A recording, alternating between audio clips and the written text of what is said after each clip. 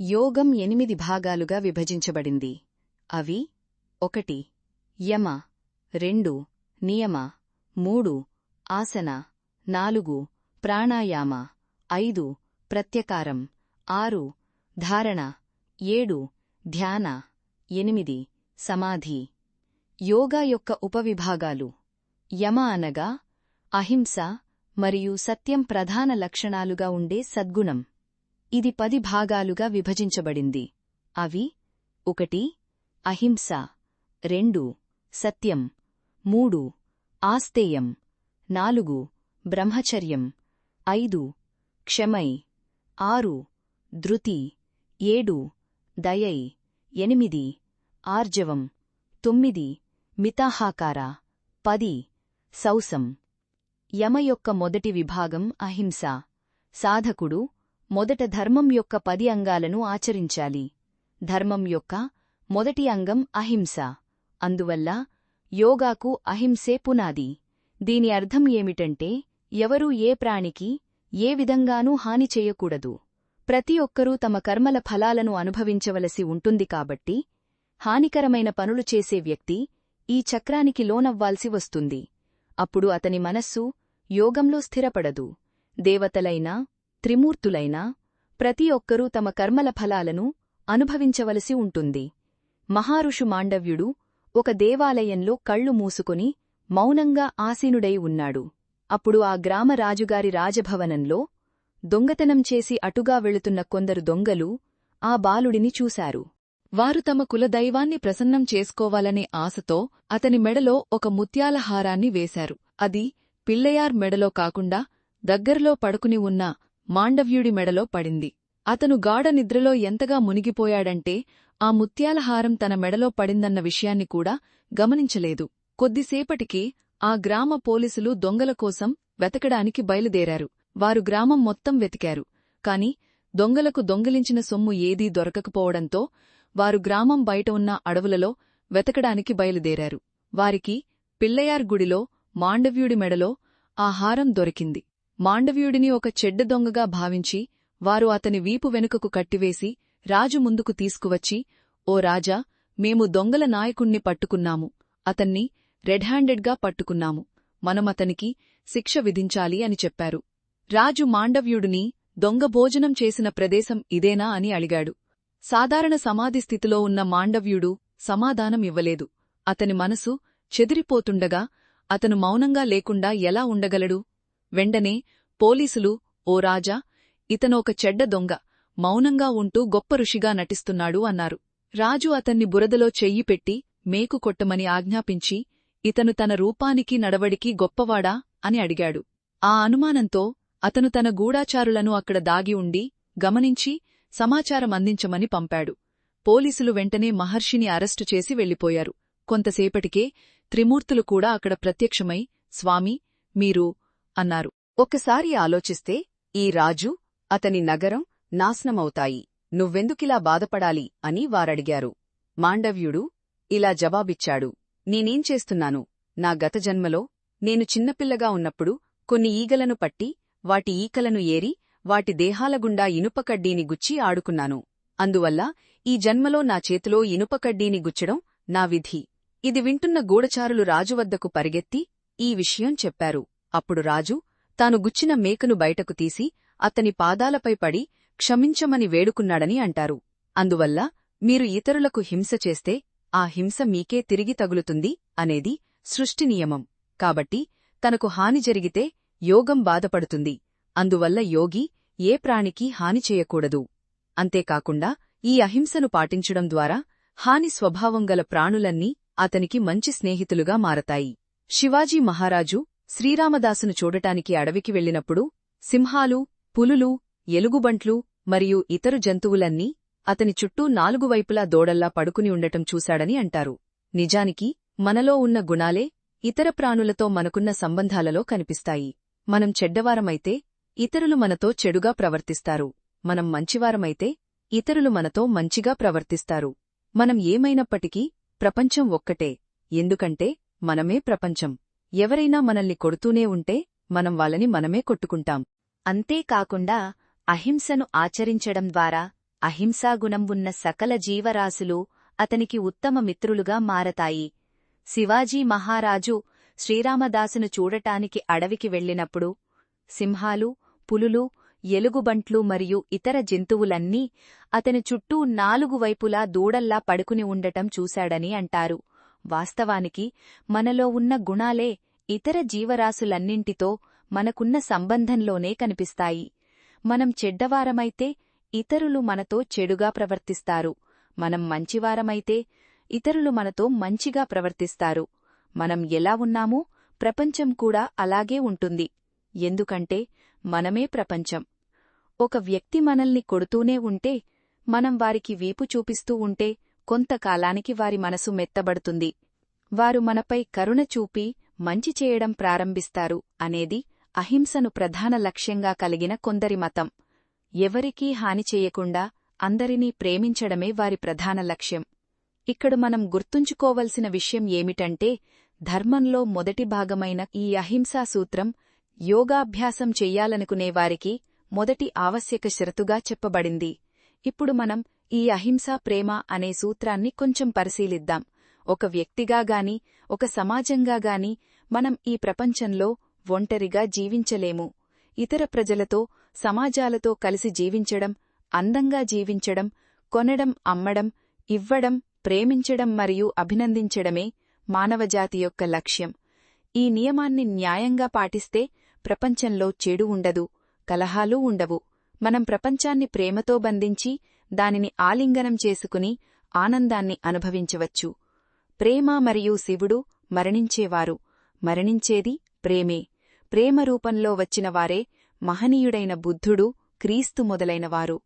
వారు రక్తపు ప్రతీ చుక్కలో ప్రేమ ఉప్పొంగుతూ గర్జిస్తూ ఉండేది. ఈ ప్రేమనే ఆధారంగా చేసుకుని ప్రపంచం శాంతి, సామరస్యం మరియు ఆనందంతో జన్మించింది. కాని ఆ అహింసాత్మక స్థితిని శాంతి మరియు ఆనందదేవత అయిన మహనీయ సచ్చిదానంద స్వరూపిణి యొక్క లీలా నైపుణ్యం నాశనం చేసింది. దానిని జ్ఞానులు కూడా అర్థం చేసుకోలేరు. ఆ రోజు నుండి అది ఎప్పుడో ఎవరికీ తెలియదు. నేటివరకు ప్రపంచం ఇలాగే ఉండిపోయింది. తరచుగా బుద్ధుని వంటి మహనీయులు ప్రపంచంలో అవతరించి ప్రపంచాన్ని సంస్కరించడానికి ప్రయత్నించారు. పట్టుకున్నంతసేపు పొడవుగా ఉండి వదిలేస్తే వంగే కుక్కతోకలా ఆ మహనీయులు పట్టుకున్నంతకాలం ఈ ప్రపంచం అలాగే ఉండిపోయింది. అది సంస్కరించబడినట్లు కనిపిస్తుంది. కాని ఆ పుణ్యాత్మలు కనుమారుగైన వెంటనే అది మళ్లీ వంగిపోతుంది. ఎవరైనా నిన్ను కుడిచెంపమీద కొడితే రెండవ చెంపను కూడా చూపించు.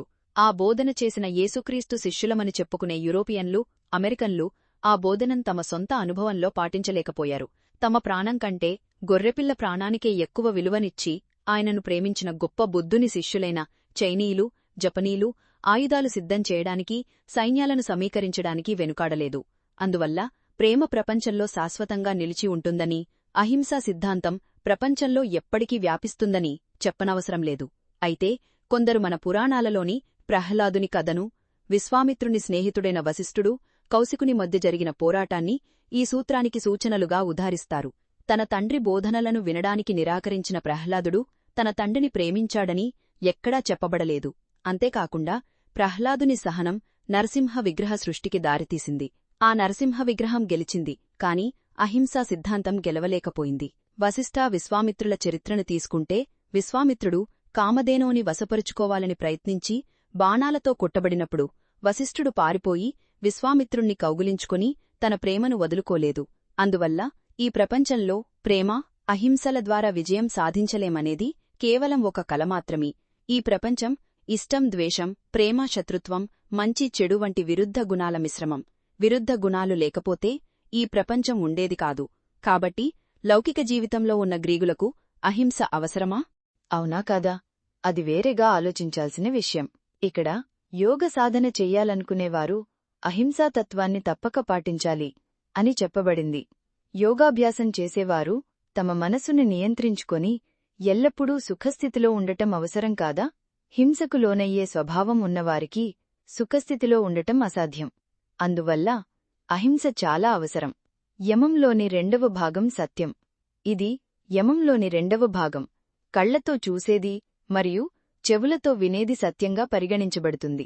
కాని ఇక్కడే చాలామంది గందరగోళానికి గురవుతారు. రెండవ భాగమైన సత్యాన్ని ప్రస్తావించే ముందు అహింసను మొదటి భాగంగా పేర్కొన్నారని గమనించాలి. మన కళ్లతో చూసేది మొదటి భాగమైన అహింసాతత్వానికి విరుద్ధంగా ఉంటే అప్పుడు మనమేమి చెయ్యాలి? మనం అహింసాతత్వాన్ని విడిచిపెట్టాలా లేక సత్యాన్ని విడిచిపెట్టాలా? ఒక సాధువు వృక్షి. అతను ఒక చెట్టుమీద కూర్చుని భగవంతుణ్ణి ధ్యానిస్తున్నాడు. విశ్వమంతా కంపించేంత బిగ్గరగా అరుస్తూ ఒక రాక్షసి అతన్ని చంపి తినడానికి వస్తుంది. అతను కళ్ళు తెరిచి భయంతో వణికిపోతూ చాలా వేగంగా పరిగెత్తి ఒక ఇంట్లోకి ప్రవేశించి ఆవరణ గుండా గోడ ఎక్కి పారిపోతాడు. ఆ రాక్షసి అతన్ని వెంబడించి ఇంటి యజమానిని ఇప్పుడే పారిపోయిన అతను ఎక్కడా అని అడుగుతుంది. ఆ సాధువు అడలిగుండా పారిపోయాడని గృహస్థునికి తెలుసు. అతను నిజం చెబితే ఆ రాక్షసుడు సాధువును వెంబడించి చంపి ఇంటికి తిరిగొస్తాడు. అందువల్ల ఆ గృహస్థుడు రాక్షసుడికి అబద్ధం చెప్పాడు మరియు సాధువు వెళ్లిన సత్యమార్గాన్ని చూపకుండా అతనికి మరొక అసత్యమార్గాన్ని చూపించి పంపించివేశాడు. ఇప్పుడు ఆ గృహస్థుడు చెప్పింది నిజమా అబద్ధమా?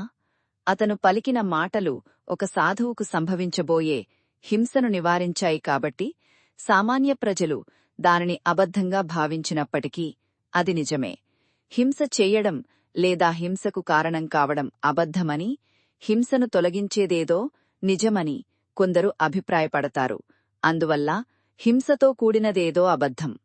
ధర్మాన్ని చంపడం అబద్ధం. ధర్మం రక్షించబడటమే నిజం. మహాభారత యుద్ధంలో ధర్మపుత్రుడైన ద్రోణాచార్యుడు అశ్వత్థామ హతః అని అన్నాడు. అంటే అశ్వత్థామ చంపబడ్డాడు. ఇది నిజమా అబద్ధమా? అశ్వత్థామ అనే ఏనుగు చంపబడింది. శ్రీకృష్ణుడు అశ్వత్థామ చంపబడ్డాడు అని అనగా నేను ఆ ఏనుగు చంపబడిందని ఉద్దేశించలేదు. ద్రోణుని కుమారుడైన అశ్వత్థామ మరణించాడని నేను చెబితే ద్రోణుడు తన కుమారుని దుఃఖంతో అలసిపోకుండా అతన్ని క్రిందకు విసిరివేస్తాడు మరియు అప్పుడు నేను అతన్ని ఓడించగలుగుతాను అని అలా చెప్పమని శ్రీకృష్ణుడు నాకు చెప్పాడు. శ్రీకృష్ణుడు మనకు అబద్ధం చెప్పడం నేర్పించాడా? ఆ మాట సామాన్య ప్రజలకు అబద్ధంగా అనిపించినప్పటికీ అది సత్యమే. ఎందుకంటే ధర్మమనే మహాయుద్ధంలో ధర్మం గెలవాలనే ఉద్దేశంతోనే ఆ మాట చెప్పబడింది అని ఎందరో గౌరవనీయుల అభిప్రాయం. మొదట అహింసను ప్రస్తావించి ఆ తర్వాత సత్యాన్ని చెప్పడం జరిగింది కాబట్టి చెప్పబడిన సత్యం అహింసా సూత్రానికి ఏమాత్రం విరుద్ధం కాదని విషయంలో సందేహంలేదు. యమన్లోని 3వ శాఖ ఆస్తేయం అనగా ఇతరుల ఆస్తిని ఆశించకూడదు. ఇతరుల ఆస్తిని ఆశించడానికి కారణం కోరిక. యోగం చెయ్యాలనుకునేవాడు ఈ కోరిక నుండి విముక్తుడై ఉండాలి. కోరిక నశిస్తే అహం ప్రవేశిస్తుంది. మనస్సు అణచివేయబడుతుంది. అందుకే కోరిక లేకపోతే దేవుడు ఉన్నాడా అని శ్రీ తాయుమానవర్ అన్నారు. అందువల్ల ఇతరుల సంపదను ఆశించకుండా ఎల్లప్పుడూ ఉండాలి. ప్రపంచంలో ఎటువంటి కోరికలు లేనివానికి భూమిలో ఎక్కడో పాతిపెట్టబడిన సంపదలన్నీ కనిపించడమే కాకుండా అతని స్వాధీనంలో కూడా ఉంటాయి. ధర్మం యొక్క 4వ విభాగం బ్రహ్మచర్యం. అంటే మనస్సు, వాక్కు మరియు సత్యం అనే ఈ మూడింటిలోనూ పవిత్రత గురించి బ్రహ్మచర్యం మరియు కర్మయోగం అనే విభాగంలో తగినంతగా వివరించబడింది. కలలలో కూడా శరీరం నుండి వీర్యం బయటకు రాకుండా ఎంత జాగ్రత్తగా ఉండాలంటే శరీరాన్ని పవిత్రంగా ఉంచుకోవాలి. వ్యాపారవాదం శరీర బలాన్ని నాశనం చేస్తుంది మరియు మానసిక శక్తులను పాడుచేస్తుంది. రెల్లుగడ్డియే ప్రకాశిస్తుంది అనే సూక్తిని తెలుసుకుని దానిని జాగ్రత్తగా కాపాడుకోవాలి. యమంలోని 5వ శాఖ క్షమై, అదే ఓర్పు. ఒకరికి ఎంత ఎక్కువ ఓర్పు ఉంటే అంత ఎక్కువ బలం ఉంటుందని తెలుసుకోవచ్చు. బలహీనులు ఓర్పు కలిగి ఉండలేరు. ఒక బలవంతుడు బలహీనుడిని కొట్టినప్పుడు ఆ బలహీనుడు సమాధానం ఇవ్వకుండా లేదా మాట్లాడకుండా ఉంటే అది ఓర్పు కాదు. తిరిగి పోరాడే బలం లేనందున అతను భయపడి ప్రశాంతంగా ఉంటాడు. కాని అతని మనసులో కోపం ఉప్పొంగుతూ ఉంటుంది. ఒక బలహీనుడు బలవంతుడిని కొట్టినప్పుడు ఆ బలవంతుడు సమాధానం ఇవ్వకుండా లేదా మాట్లాడకుండా ఉంటే దీనినే ఓర్పు అంటారు. ఎందుకంటే అతను భయం వల్ల సోమరిగా ఉండడు. ఒకవేళ అతడు తిరిగి కొట్టాలని అనుకుంటే ఆ బలహీనుడిని క్షణంలో చంపేసేవాడు. కాని ఔదార్యం వల్ల అతడు నిష్క్రియగా ఉంటాడు. అతని మనసులో కోపం లేదు. అందువల్ల నిజమైన సహనం స్వర్గంలో లభిస్తుంది. అంతేకాక సహనం ఒక వ్యక్తికి మరింత బలాన్నిస్తుంది. మరో మాటలో చెప్పాలంటే బయట నుండి తగిలే దెబ్బలకు లొంగిపోకుండా ప్రతిస్పందన రూపంలో ఉపయోగించాల్సిన మానసిక శక్తి మరింత శక్తివంతమవుతుంది. అందువల్ల ఒక యోగి తప్పక సహనంతో ఉండాలి. యమన్లోని 6వ శాఖ తృతీయ. అదే పట్టుదల. మంచి పనికి 4000 పౌండ్ల విలువ ఉంటుంది అన్న సామెత ప్రకారం చేపట్టిన పనికి ఎల్లప్పుడూ అనేక ఆటంకాలు ఎదురవుతాయి. కాని హిమోద్గిరి వంటి ఆటంకం ఎదురైనా యోగి తన లక్ష్యాన్ని, తన ప్రయత్నాన్ని వదులుకోకుండా, ఏమాత్రం విరామం లేకుండా ముందుకు సాగే గుణాన్ని కలిగి ఉండాలి. యమన్లోని 7వ శాఖ దయ. యోగి కోట్లాది జీవుల పట్ల దయతో ఉండాలి. జీవుల బాధలను చూసినప్పుడు లేదా విన్నప్పుడు అతని హృదయం మంచులా కరగాలి. బాధను చూసినప్పుడు అది కరిగే మంచులా ఉండాలి. అతని మనసు మైనంలా కరిగిపోతుంది. అతని కళ్ల నుండి కన్నీళ్లు ప్రవహిస్తాయి. కరుణలేని వ్యక్తి మోక్షం పొందడానికి సన్యాసి కాలేడు. హృదయంలో మలినం ఉండకూడదంటే ఆ హృదయ శరీరం కరుణతో నిండి ఉండాలి. అంతేకాక ఒక యోగి సాధారణ మానవునికన్నా 1000 రెట్లు గొప్పవాడు కాదా? అందువల్ల 1000 రెట్లు వ్యాపింపచేసే సామర్థ్యమున్నవాడే యోగి కాగలడు. ఎంతటి బాధనైనా, ఎంత కాలమైనా బాధకు గురైనా ప్రాణులను ప్రేమించి వారికి అండగా నిలిచేవాడే యోగి. ఎవడైతే 2 చేతులు చాచి సకల ప్రాణులను ఆలింగనం చేసుకుంటూ ఆనందంగా ఉంటాడో అతడే యోగాభ్యాసం చేయగలడు. ఎవడైతే తన హృదయాన్ని విశాలం చేసి తనలాంటి జనాంగమంతటికీ అందులో చోటు కల్పిస్తాడో అతడే యోగాభ్యాసం చేయగలడు. దయ లేకపోతే హృదయం రాయిలా కఠినంగా ఉంటుంది. కఠినమైన హృదయం ఎన్నడూ పదునుగా మారదు. అది పదునుగా మారితే తప్ప ఏకాగ్రత సాధించలేము. ఏకాగ్రత సాధిస్తే తప్ప యోగాభ్యాసం చేయలేము. అందువల్ల దయ హృదయం యొక్క కఠినత్వాన్ని కరిగించి దానిని మృదువుగా చేసి పదును పెడుతుంది. కాబట్టి యోగాభ్యాసి కలిగి ఉండవలసిన అత్యంత ముఖ్యమైన గుణాలలో దయ ఒకటి. ధర్మం యొక్క 8వ శాఖ ఆర్జవం. అంతా సద్గుణమే. సద్గుణం లేని వ్యక్తి లౌకిక జీవితంలో దుర్మార్గుడై హీనస్థితిలో ఉంటే అతడు యోగాభ్యాసం గురించి అసలు ఎందుకడగాలి? పెద్దలను గౌరవించడం, స్త్రీలను తల్లులుగా లేదా సోదరీమణులుగా భావించడం, ఎల్లప్పుడూ దయతో సౌమ్యంగా ఉండటం, అందరితో దయగా మాట్లాడటం, వీటన్నిటినీ ఆర్జవం అంటారు. ధర్మంలోని 9వ శాఖ అతిగా తినడం. యోగసాధకుడు ఆహారం విషయంలో చాలా జాగ్రత్తగా ఉండాలి. అతను తిండిపోతు కాకూడదు. కనబడినదంతా ఒక తిండిపోతులా తింటూ, కనిపించినప్పుడల్లా వాంతి చేసుకుంటూ తన సమయాన్ని వృధా చెయ్యకూడదు. శ్రీకృష్ణుడు శ్రీ భగవద్గీతలో ఈ విషయాన్ని చాలా చక్కగా నొక్కి చెప్పారు. కాని ఉపవాసం పేరుతో ఆకలితో అలమటించకూడదు. జీర్ణాశయంలోని జీర్ణ అవయవాలకు సాధారణ పనిని కాకుండా వాటికి అధిక పనిని ఇవ్వాలి. అలాగని వాటికి ఏ పని లేకుండా కూడా ఉండకూడదు. ఒకవేళ అధికంగా ఆహారం తింటే జీర్ణాశయంలోని జీర్ణ అవయవాలు కష్టపడి పనిచేయటం మొదలుపెట్టి మనసును తమ వైపుకు లాగుతాయి. మనసు ఆ పనిలో నిమగ్నమైనప్పుడు మాత్రమే ఆ అదనపు ఆహారం జీర్ణం కాగలదు. అందువల్ల అధికంగా ఆహారం తిని దానిని జీర్ణం చేయటానికి మనసును అనుమతించకపోతే మనసు ఎలా ఏకాగ్రత వహించగలదు? అందువల్ల ఆహారం విషయంలో మనం ఇంతకు ముందు చెప్పినట్లుగా నియమాలను పాటించడంతో పాటు మితంగా తినాలి. మరీ ఎక్కువ కాదు, మరీ తక్కువ కాదు. కడుపు 2 వంతుల ఆహారంతో 1 వంతు నీటితో నిండి ఉండాలి. మిగిలిన భాగాన్ని గాలి వెళ్లడానికి వదిలివేయాలి. యమన్లోని 10వ విభాగం శౌర్యం అనగా పవిత్రత. యోగాభ్యాసి మనసు, వాక్కు, శరీరం అనే ఈ మూడింటినీ శుభ్రంగా ఉంచుకోవాలి. మనసులో ఏ ప్రాణిపట్ల శత్రుత్వం కాని, ద్వేషం కాని ఉండకూడదు. ఓర్పు, క్రోధం పూర్తిగా నిర్మూలించబడాలి. ఒకరు మురికి, మలినాలు లేని అద్దంలా ఉండాలి. అలాగే తమ వాక్కును కూడా శుభ్రంగా ఉంచుకోవాలి.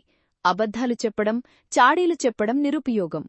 తండ్రి పోయినా, కొడుకు పోయినా, సంపద పోయినా, సృష్టించిన సంపద అయినా, అది మన కొలను అనుకునే విధి నశించినా వస్తువు నశించదు. అరిచంద్రి చెప్పినట్లుగా సత్యాన్ని పరిరక్షించేవాడే యోగాభ్యాసానికి అర్హుడు. సత్యమే సరైన మార్గానికి మార్గదర్శి. సత్యమే జయిస్తుంది. సత్యమే జయిస్తుంది. దీనిలో సందేహం లేదు. సత్యమార్గాన్ని అనుసరించేవారు తప్పకుండా శాశ్వత ఆనందాన్ని పొందుతారన్నది నిశ్చయం. వాక్కు లేనివారు వేదాలకు కట్టుబడి ఉండరు. ఎందుకంటే వేదాలు వాక్కు శబ్దం నుండే ఉద్భవించాయి. సరస్వతీదేవి వాక్కులో నివసిస్తుంది అని అంటారు. సకల కళ్లలకు తల్లి అయిన సరస్వతీదేవి కొలువై ఉన్న స్వచ్ఛమైన వాక్కు అవసరం లేదని చెప్పడానికి మూర్ఖుడు కూడా సాహసించడు. నాలుక స్వచ్ఛంగా ఉంటే దానినుండి జ్ఞానం మాత్రమే వెలువడుతుంది. అందువల్ల యోగాభ్యాసం చెయ్యాలనుకునేవాడు తన వాక్కును స్వచ్ఛంగా, ఆ తర్వాత తన శరీరాన్ని శుభ్రంగా ఉంచుకోవాలి. శరీరాన్ని ఎప్పటికప్పుడు స్నానం చేసి శుద్ధి చేసుకోవాలి. శరీరంపై మురికి, మలం, మలినాలు మొదలైనవి కనిపిస్తే వెంటనే మంచినీటితో స్నానం చేసి ఆ మలినాన్ని తొలగించుకోవాలి. అపవిత్రుడు ఎల్లప్పుడూ అపవిత్రుడే. అపవిత్రుడు శుద్ధమైన సత్సచ్చైతన్య వాస్తును పొందగలడా? మీరు సాధనకు కూర్చున్నప్పుడల్లా కూర్చోవడానికి ముందు తప్పకుండా స్నానం చేయాలి. ఎల్లప్పుడూ శుభ్రంగా ఉండే నడినీటిలో స్నానం చేయడం ఉత్తమం. నిరంతరం నీరు కారుతూ ఉండే బావులలో స్నానం చేయడం మితమైనదిగా పరిగణించబడుతుంది. నిలకడగా ఉన్న నీటిలో స్నానం చేయడం మంచిది కాదు. స్నానానికి ఉపయోగించే నీటిలో చేపలు మరియు ఇతర జలచరాలు నివసిస్తుంటే ఆ నీరు మంచిది. ఎల్లప్పుడూ చల్లటి నీటిలో స్నానం చేయడం ఉత్తమం. మీకు కొద్దిగా అనారోగ్యంగా ఉంటే మీరు గోరువెచ్చని నీటిలో స్నానం చేయవచ్చు. కేవలం వేడిగా నేదనే కారణంతో చల్లటి నీటిని వేడి నీటితో ఎప్పుడూ కలపవద్దు. వేడి నీరు మరీ వేడిగా లేకపోతే దానిని చల్లారనిచ్చి ఆ తర్వాత స్నానం చేయడం మంచిది. మీరు అనారోగ్యం కారణంగా మంచాన పడి ఉంటే మీ ముఖం, చేతులు మరియు పాదాలను మాత్రమే శుభ్రంగా కడుక్కుని యోగాభ్యాసం చెయ్యాలి.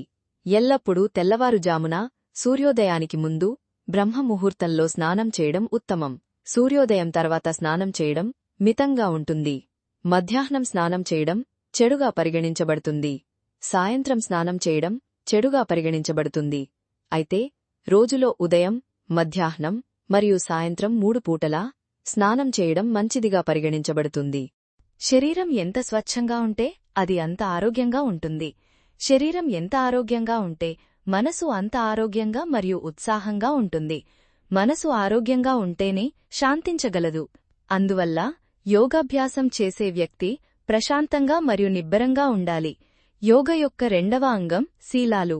ఇప్పుడు రెండవ అంగమైన శీలాలను పరిశీలిద్దాం. శీలాలు 10 వర్గాలుగా విభజించబడ్డాయి. అవి తపస్సు, సంగం, అసతి, ధన, ఈశ్వర పూజ, సాధువుల సంఘం, వినయం, జ్ఞానం, ఇంద్రియ నిగ్రహం, యజ్ఞం. నియమంలోని మొదటి విభాగం తపస్సు. వాతావరణం, వాన మొదలైన వాటిని లెక్క చెయ్యకుండా, అడ్డంకులను లక్ష్యంగా చేసుకోకుండా తన లక్ష్యంపైనే దృష్టిని నిలిపి గొప్ప ఉత్సాహంతో చేసే తపస్సును ఇంద్రియాలు తమ పనిని చెయ్యనందున వాటి ద్వారా వ్యక్తమవ్వాలని కోరుకునే మనసు వ్యక్తమవ్వడానికి బదులుగా అంతర్ముఖమవుతుంది. దీని కారణంగా ఒక వ్యక్తికి సహనశక్తి లభిస్తుంది. అతను ఎండలో పడుకున్నా లేదా వర్షంలో తడిసినా అతని శరీరం ప్రభావితం కాదు. మనసు దృఢపడుతుంది. మాయా వస్తువులను చూసినా అతనికి అలసట కలగదు. హృదయం పవిత్రమై కరిగిపోతుంది. అతను శాశ్వతుడైన భగవంతుని వద్దకు చాలా వేగంగా వెళితాడు. ఈ తపస్సు లేకుండా యోగాభ్యాసం విజయవంతం కాదు. నియమం యొక్క రెండవ భాగం ఆనందం. యోగాభ్యాసం చేసే వ్యక్తి ఎల్లప్పుడూ సంతృప్తిగా ఉండాలి. అతని మనసులో ఎలాంటి లోపం ఉండకూడదు. లోపభూయిష్ట మనసు చింతతో, దుఃఖంతో బాధపడుతుంది. కోరికను అణిచివేసి నిస్పృహ ఉన్నప్పుడు మాత్రమే ఈ సంతృప్తి, ఈ ఆనందం కలుగుతాయి. వాయువు యొక్క గాలిని, మనస్సు యొక్క తలను, హృదయం యొక్క తలను స్వీకరించాలనే కోరిక. తమిళనాడుకు చెందిన తపస్వి శ్రీ తాయుమానవర్ ఇలా అన్నారు. అందువల్ల ఆనందం కలిగితే కోరికలు నశించాయని అర్థం. కోరికలు లేని సంతోషకరమయ్య మనసు మాత్రమే ఏకమైనది మరియు యోగాభ్యాసి ఎల్లప్పుడూ సంతోషంగా ఉండాలి. పొందిన దానితో సంతృప్తి చెందే మనసును సంపూర్ణ మనసు అంటారు. సంతోషం సంపూర్ణ మనసులో మాత్రమే ఉద్భవిస్తుంది. అందువల్ల పొందిన దానితో సంతృప్తి చెందే మనసు ఎల్లప్పుడూ సంతోషంగా ఉంటుంది. లోపభూయిష్ట మనసు ఉన్న వ్యక్తి ఆ లోపాన్ని తొలగించడానికి ఎల్లప్పుడూ ప్రయత్నిస్తూ ఉంటాడు. అందువల్ల అతని మనసు ఎప్పటికీ ఏకం కాదు. అందువల్ల యోగాభ్యాసి ఎల్లప్పుడూ సంపూర్ణ మనసుతో ఉండాలి. అంటే అతను పూర్తిగా సంతృప్తి చెంది ఆనందంతో నిండిన వ్యక్తిగా ఉండాలి. నియమంలోని ప్రకరణం 3 అస్తి, దేవుడు ఒక్కడే, ఒకే సత్తా మరియు ఒక శాశ్వత సత్యం ఉంది అనే విశ్వాసం ఉండాలి. ఈ విశ్వాసం లేకుండా మరి ఏదీ ఉపయోగపడదు. దేవుడే ప్రతిదానికి, సమస్త అస్తిత్వానికి ఆధారం. నాస్తికత్వం గురించి మాట్లాడి చూస్తూ ఊరుకునేవారి గురించి మాకు చింతలేదు. మేము చిన్నవాళ్లం. మనకంటే గొప్పవాడు ఒకడున్నాడు. ఆయనే యజమాని, మనం బానిసలం. రాయడం, నేర్చుకోవడం అంటే ఏవిటో కూడా తెలియని వారిలో ఈ ఆలోచన ఉంటుంది. నశ్వరమైన, అశాశ్వతమైన ఈ వస్తువులన్నింటి మధ్య వీటన్నిటికీ ఆధారమైన ఒక శాశ్వతమైన వస్తువు ఉంది. ఈ ఆలోచన లేనివారు లేరు. దుఃఖ, బాధలతో నిండిన ఈ ప్రపంచంలో సుఖానికి మూలమైన ఒక సుఖపదార్థం ఉంది. ఇది 5 ఏళ్ల పిల్లాడికి కూడా తెలుసు. ఈ విశ్వానికి ఆధారమైన గొప్పదానికి గొప్పది, అణువుకు అణువు ఒక సత్యమైన సుఖపదార్థం ఉంది. ఇది ఎవరికీ తెలియని రహస్యం కాదు. అందువల్ల శాశ్వతంగా అమరుడైన, సర్వవ్యాపి అయిన, ఆనందస్వరూపుడైన ఆ ప్రభువుపై, పరమేశ్వరునిపై, సత్యస్వరూపునిపై మనకు విశ్వాసం లేకపోతే యోగాభ్యాసం వల్ల ప్రయోజనమేమిటి? మనలాగే బలహీనమైన, సున్నితమైన అవయవాలు కలిగి గాలిలోని ఒక్క ధూళికణాన్ని కూడా కదిలించలేని మానవులు ఆయనపై విశ్వాసం ఉంచి మనల్ని విడిచిపెట్టకుండా కాపాడితే పరమేశ్వరుడైన జగన్నాథుడు మనల్ని విడిచిపెట్టడా? దేవునిపై విశ్వాసం ఉంచినవాడు విడిచిపెట్టబడడు. అందువల్ల దేవునిపై ఉన్న ఈ సరళమైన కాని చాలా ముఖ్యమైన విశ్వాసం లేకుండా ఒక సామాన్య మానవుడు ప్రశాంతమైన జీవితాన్ని గడపలేనప్పుడు ఇక యోగి గురించి మనమెందుకడగాలి? నియమంలోని 4వ విభాగం దానం స్వీకరించేవారికి కాదు అని చెప్పకూడదు, మరియు మీ వద్ద ఉన్నదాన్ని ఇవ్వాలి. ఈ ప్రపంచంలో ఏదీ నీది కాదు. పుట్టుకతో నీకు ఏమీ ఇవ్వబడలేదు. భూమి పుట్టినప్పుడు అది స్వయంగా ఏమీ ఇవ్వదు. మీరు మీ పూర్వకర్మ ఫలం వల్లనో, మీ బలం వల్లనో, మీ జ్ఞానం వల్లనో, మీ వివేకం వల్లనో ఇప్పుడు కొన్ని సంపాదించి ఉండవచ్చు. కాని అవి మీవి కావు. ఎవరైనా వచ్చి మిమ్మల్ని కాదు అని అడిగితే కాదు అని చెప్పకండి. పరమేశ్వరుడే, ఆ పరమేశ్వరుడే చేతిలో కపాలపు కర్రతో బియ్యం కోసం భిక్షమిస్తున్నాడు. అందువల్ల ఎవరైనా వచ్చి మిమ్మల్ని కాదు అని అడిగితే మీ దగ్గర ఉన్నది ఇవ్వండి. కాని మంచం 4 మూలలకు ఆనుకుని వచ్చి అడిగిన వారిని జాలిచోపులతో చూస్తూ అహంకారం చూపకండి. ఓ చీమతో సహా 84 లక్షల జన్మలను గణించే ప్రభు ఒకరున్నారు. అయినప్పటికీ ప్రతి ఒక్కరి కర్మశక్తి ఆయనపై ఇంకా పనిచేస్తూనే ఉంది. సర్వవ్యాపి అయిన భగవంతుని అనుగ్రహాన్ని, కర్మశక్తిని ధిక్కరించడానికి మీరు సాహసించవద్దు. ఎవరైనా వచ్చి మిమ్మల్ని కాదు అని అడిగితే వెంటనే లేచి నిలబడి 2 చేతులు జోడించి, ప్రభూ, మీ మాయారూతాలు నాకు తెలుసు అని చెబుతూ నమస్కరించండి. ఇదిగో, నాకున్నదంతా నీకు మనస్ఫూర్తిగా ఇస్తున్నాను. నీ దగ్గర లేనిది నా దగ్గరెందుకుండాలి? దీనిని స్వీకరించిన వారి పాదాల చెంత ఈ వీలునామాను సమర్పించు.